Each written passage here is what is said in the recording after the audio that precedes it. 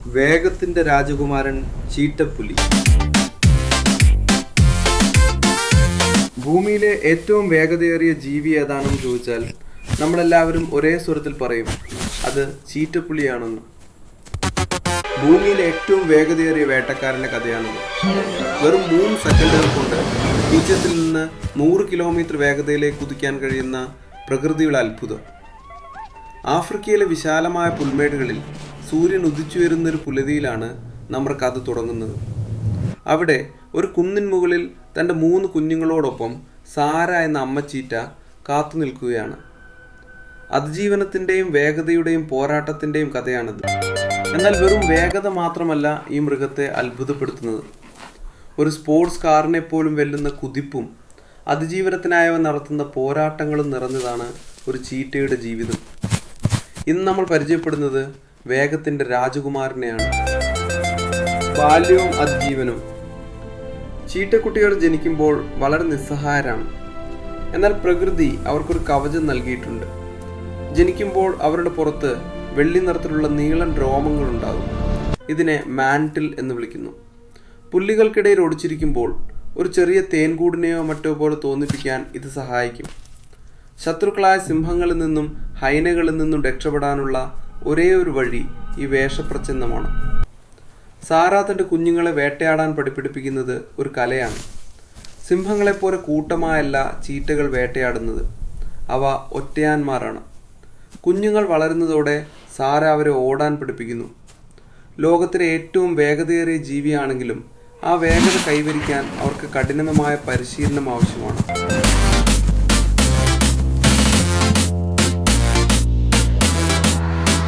വേഗതയുടെ രഹസ്യം.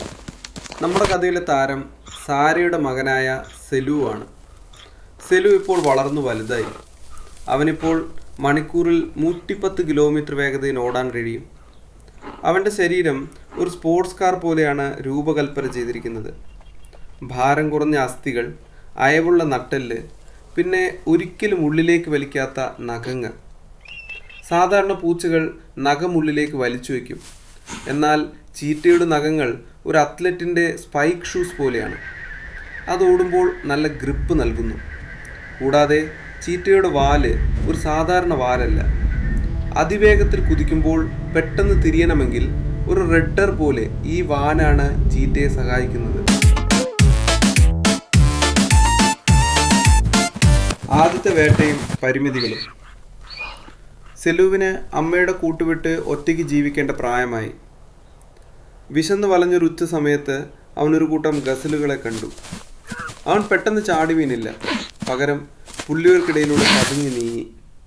അവൻ്റെ കണ്ണുകൾക്ക് താഴെയുള്ള കറുത്ത വരകൾ ശ്രദ്ധിച്ചിട്ടുണ്ടോ? ടിയർ മാർക്സ് എന്നാണ് ഇതിന് വിളിക്കുന്നത്. സൂര്യപ്രകാശം കണ്ണിലേക്ക് നേരിട്ടടിക്കുമ്പോൾ കാഴ്ച മങ്ങാതിരിക്കാൻ ഈ വരകൾ സഹായിക്കുന്നു. സെലു ഇരയുടെ തൊട്ടടുത്തെത്തി. പെട്ടെന്നൊരു മിന്നൽ പിണർ പോലെ അവൻ കുതിച്ചു. സെക്കൻഡുകൾക്കുള്ളിൽ അവൻ ഇരയെ പിടികൂടി. പക്ഷേ ഒരു ചീറ്റയുടെ വേട്ട കഴിഞ്ഞാൽ അവൻ വല്ലാതെ തളരും. ശരീരം അമിതമായി ചൂടാകും. ഏകദേശം 20 മിനിറ്റ് വിശ്രമിച്ചാലേ അവന് ശ്വാസം നേരെ വീഴൂ. ഈ സമയത്താണ് ഏറ്റവും വലിയ ഭീഷണി. ഹൈനകളോ പുള്ളിപ്പുലികളോ വന്നാൽ തല്ലുകൂടാൻ നിൽക്കാതെ സെലു തൻ്റെ ആഹാരം അവർക്ക് വിട്ടുകൊടുക്കും. കാരണം ഒരു ചെറിയ പരിക്ക് പോലും അവൻ്റെ വേഗതയെ ബാധിക്കും. അത് അവൻ്റെ മരണത്തിന് കാരണമാണ്.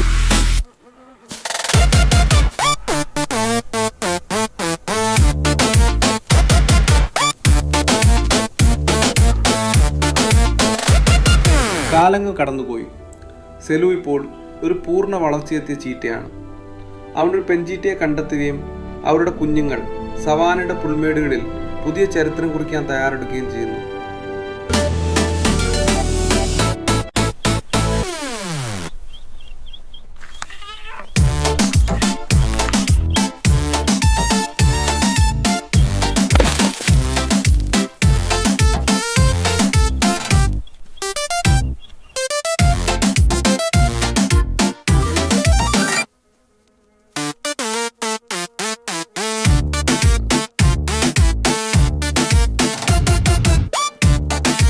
ചീറ്റപ്പുലിയുടെ ജീവിതം നമുക്ക് നൽകുന്ന പാഠം ലക്ഷ്യബോധമാണ്. ലോകത്തിലെ ഏറ്റവും വേഗതയുള്ളവനാണെങ്കിലും ഓരോ ദിവസവും ജീവൻ നിലനിർത്താൻ അവൻ കഠിനമായി പരിശ്രമിക്കേണ്ടതുണ്ട്. പ്രകൃതിയുടെ ഈ അത്ഭുതം സംരക്ഷിക്കപ്പെടേണ്ടത് നമ്മുടെ ഓരോരുത്തരുടെയും കടമയാണ്.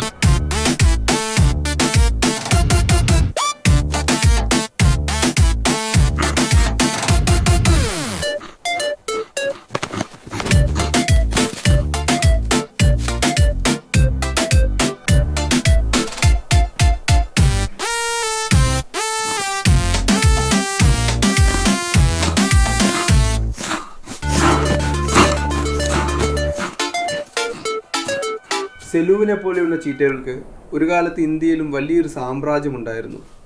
എന്നാൽ വംശനാശം സംഭവിച്ച് 1952 ഇന്ത്യയിൽ ചീറ്റകളില്ലാതായി. നീണ്ട 70 വർഷങ്ങൾക്ക് ശേഷം 2022 ആഫ്രിക്കയിൽ നിന്ന് ചീറ്റകളെ ഇന്ത്യയിലെത്തിച്ചു. മധ്യപ്രദേശിലെ കുനോ നാഷണൽ പാർക്കിൽ ഇന്ന് അവ പുതിയ ജീവിതം പടുത്തുയർത്തുകയാണ്. നമുക്ക് നഷ്ടപ്പെട്ട വേഗരാജാക്കന്മാരെ തിരികെ കൊണ്ടുവരാനുള്ള വലിയൊരു ശ്രമമാണിത്.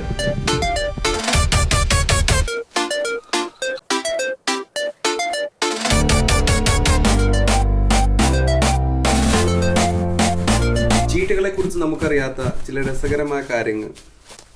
സവിശേഷത വിവരണം: സിംഹത്തെ പോലെയോ പുലിയെ പോലെയോ ചീറ്റയ്ക്ക് ഗർജിക്കാൻ കഴിയില്ല.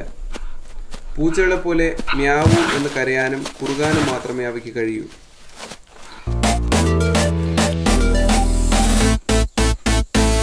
പകൽ വേട്ട. മിക്ക വന്യമൃഗങ്ങളും രാത്രി വേട്ടയാടുമ്പോൾ ചീറ്റകൾ പകൽ സമയത്താണ് വേട്ടയാടാൻ ഇഷ്ടപ്പെടുന്നത്. കാലത്തിൻ്റെ ചക്രം തിരിഞ്ഞുകൊണ്ടേയിരിക്കും. നമ്മുടെ സെലു ഇപ്പോൾ വെറുമൊരു വേട്ടക്കാരനല്ല, അവൻ തൻ്റെ സാമ്രാജ്യത്തിൻ്റെ കാവൽക്കാരനാണ്. പ്രകൃതിയുടെ നിയമം അനുസരിച്ച് ഒരു ഘട്ടം കഴിയുമ്പോൾ ഓരോ ചീറ്റയും തൻ്റെ ഇണയെ കണ്ടെത്തുന്നു. ചീറ്റകളുടെ ലോകത്ത് പെൺചീറ്റകളാണ് കുഞ്ഞുങ്ങളെ വളർത്തുന്നതിലും അവർക്ക് അതിജീവനത്തിൻ്റെ പാഠങ്ങൾ പകർന്നു നൽകുന്നതിലും പ്രധാന പങ്ക് വഹിക്കുന്നത്. സെലൂവിൻ്റെ ജീവിതത്തിലേക്ക് ഒരു പുതിയ അതിഥി എത്തുന്നതോടെ കഥ പുതിയൊരു തലത്തിലേക്ക് മാറുകയാണ്. 3-4 കുഞ്ഞുങ്ങളടങ്ങുന്ന ഒരു പുതിയ തലമുറ കൂടി ഈ പുൽമേടുകളിൽ പിറവിയെടുക്കുന്നു. ഈ ചെറിയ കുഞ്ഞുങ്ങൾ ജനിക്കുമ്പോൾ വെറും 250 മുതൽ 300 ഗ്രാം വരെ മാത്രമേ തൂക്കമുണ്ടാകൂ. കാഴ്ച പോലും ഇല്ലാത്ത ഈ കുഞ്ഞുങ്ങളുടെ ഏക ലോകം അവരുടെ അമ്മയാണ്. അടുത്ത 1.5 വർഷം കഠിനമായ പരിശീലനത്തിൻ്റെ കാലമാണ്. അമ്മ കൊണ്ടുവരുന്ന പരിക്കേറ്റ ഇരകളെ ഉപയോഗിച്ച് എങ്ങനെ വേട്ടയാടണമെന്ന് അവർ പഠിക്കുന്നു. ഓടുമ്പോൾ ബാലൻസ് നിലനിർത്താനും ശത്രുക്കളുടെ ഗന്ധം തിരിച്ചറിയാനും അവർ പരിശീലിക്കുന്നു. സെലു പഠിച്ച അതേ വേഗതയുടെയും തന്ത്രങ്ങളുടെയും പാഠങ്ങൾ ഇപ്പോൾ ഈ കുഞ്ഞുങ്ങളും ഹൃദിസ്ഥമാക്കുകയാണ്. വംശനാശത്തിന്റെ ഭീഷണി നേരിടുന്ന ഒരു വർഗത്തിന് ഈ ഓരോ കുഞ്ഞും പ്രകൃതിയുടെ വലിയൊരു പ്രതീക്ഷയാണ്. ഇന്ത്യയിലെ ചീറ്റകളുടെ പുനരധിവാസം. ഇന്ത്യയിൽ ഒരു കാലത്ത് ഏഷ്യൻ ചീറ്റകൾ സുലഭമായിരുന്നു. എന്നാൽ വേട്ടയാടൽ കാരണവും വനനശീകരണം മൂലവുമായി 1952 ഇന്ത്യയിൽ ചീറ്റകൾക്ക് വംശനാശം സംഭവിച്ചതായി സർക്കാർ ഔദ്യോഗികമായി പ്രഖ്യാപിച്ചു. 1. കുനോ നാഷണൽ പാർക്കിലെ അതിഥികൾ. ഏകദേശം 7 പതിറ്റാണ്ടുകൾക്ക് ശേഷം 2022 സെപ്റ്റംബറിൽ നമീബിയയിൽ നിന്നും പിന്നീട് ദക്ഷിണാഫ്രിക്കയിൽ നിന്നും ചീറ്റകളെ ഇന്ത്യയിലെത്തിച്ചു. മധ്യപ്രദേശിലെ കുനോ നാഷണൽ പാർക്കിലാണ് ഇവയെ പാർപ്പിച്ചിരിക്കുന്നത്. ഇത് ലോകത്തിലെ തന്നെ ആദ്യത്തെ ഭൂഖണ്ഡാന്തര വന്യജീവി പുനരധിവാസ പദ്ധതിയാണ്. 2. വെല്ലുവിളികൾ. പുതിയ കാലാവസ്ഥയോടും സാഹചര്യങ്ങളോടും പൊരുത്തപ്പെടുക എന്നത് ഈ ചീറ്റകൾക്ക് വലിയ വെല്ലുവിളിയായിരുന്നു. കാലാവസ്ഥ. ആഫ്രിക്കയിലെ വരണ്ട കാലാവസ്ഥയിൽ നിന്ന് ഇന്ത്യയിലെ ഈർപ്പമുള്ള കാലാവസ്ഥയിലേക്കുള്ള മാറ്റം ചില ചീറ്റകളുടെ ആരോഗ്യത്തെ ബാധിച്ചു. ചില കുഞ്ഞുങ്ങളും മുതിർന്ന ചീറ്റകളും രോഗം മൂലവും മറ്റു കാരണങ്ങളാലും ചത്തുപോയത് വലിയ ആശങ്കയുണ്ടാക്കിയിരുന്നു. 3. പുതിയ പ്രതീക്ഷകൾ. പദ്ധതി വിജയത്തിന്റെ പാതയിലാണ്. ഇന്ത്യയിൽ ജനിച്ച പുതിയ ചീറ്റക്കുട്ടികൾ ഇപ്പോൾ ആരോഗ്യത്തോടെ വളരുന്നുണ്ട്. ഇത് സൂചിപ്പിക്കുന്നത് അവ ഇന്ത്യൻ സാഹചര്യങ്ങളുമായി പൊരുത്തപ്പെട്ടു തുടങ്ങുന്നു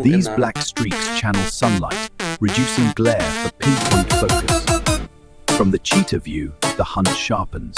Even under the blazing sun, its gaze, a masterful adaptation forged by the wild. പ്രകൃതിയുടെ ഈ അത്ഭുത പ്രതിഭാസം സംരക്ഷിക്കപ്പെടേണ്ടത് നമ്മുടെ കടമയാണ്. ഓരോ ജീവിയും പ്രകൃതിയുടെ ഓരോ കണ്ണികളാണ്. വേഗത്തിന്റെ ഈ രാജകുമാരനെ കുറിച്ചുള്ള ഇന്നത്തെ വീഡിയോ നിങ്ങൾക്ക് GPS shows ഇഷ്ടപ്പെട്ടു cheetahs on the move. ഇതുപോലുള്ള In കൂടുതൽ these വന്യജീവി protected വിശേഷങ്ങൾക്കായി grasslands, cheetah thrives. Subscribe ചെയ്യാൻ മറക്കരുത്. With confidence, അടുത്ത വീഡിയോയിൽ cheetah കാണാം. looks to the future. നന്ദി.